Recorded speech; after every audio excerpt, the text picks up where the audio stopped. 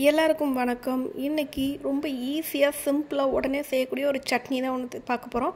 இதுக்கு தேங்காய் தக்காளி பழம் தேவையில்லை. வாங்க எப்படி செய்கிறதுன்னு பார்க்கலாம். அடுப்பில் ஒரு கடாயை வச்சு கொஞ்சமாக எண்ணெய் ஊற்றிக்கிறேன். அதில் ஒரு பெரிய சைஸ் பெரிய வெங்காயம் ஒன்று கட் பண்ணிக்கிறேன். நம்ம எல்லாமே வதக்கி அரைக்க தான் போகிறோங்கிறதுனால நான் ரொம்ப குட்டியாலாம் சாப் பண்ணல, கொஞ்சம் பெரிய சைஸாகவே கட் பண்ணிடுறேன். இதில் ஒரு 4-5 பல் பூண்டு பல் அதையும் சேர்த்து இதில் போட்டுக்கிறேன். அப்புறமா காரத்துக்கு தகுந்த மாதிரி நான் 4 மிளகாய் வத்தல் போட்டிருக்கிறேன். நீங்கள் உங்கள் காரத்துக்கு தகுந்தாப்பில் நீங்கள் கூடவோ குறைச்சியோ போட்டுக்கலாம். இதை போட்டு எல்லாம் நல்லா வதக்கிடுங்க. பொட்டுக்கடலை நான் ஒரு கைப்பிடி அளவுக்கு நான் பொட்டுக்கடலை ஆட் பண்ணுறேன். இதுதான் இதை பைண்டிங் ஏஜென்ட்டு, ஸோ அதனால் பொட்டுக்கடலை ஆட் பண்ணியிருக்கிறேன். இப்போ இது எல்லாத்தையும் சேர்த்து நல்லா வதக்கிடலாம். ஒரு சின்ன பீஸ் அளவுக்கு புளி சேர்த்துக்கலாம்.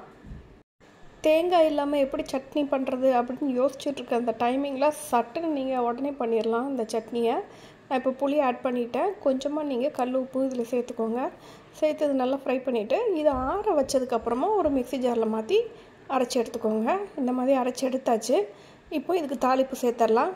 அதே கடாயில் கொஞ்சமாக எண்ணெய் விட்டு கடுகு உளுந்தம்பருப்பு போட்டு தாளிச்சிக்கிட்டு கடுகு வெடித்ததுக்கப்புறமா 2 வரமிளகா கொஞ்சம் கருவேப்பிலையும் சேர்த்து போட்டுக்கிறேன். போட்டு இதை நல்லா வதக்கிக்கோங்க. வதக்கிட்டு இந்த தாளிப்பை அப்படியே சட்னியில் ஆட் பண்ணிடுங்க.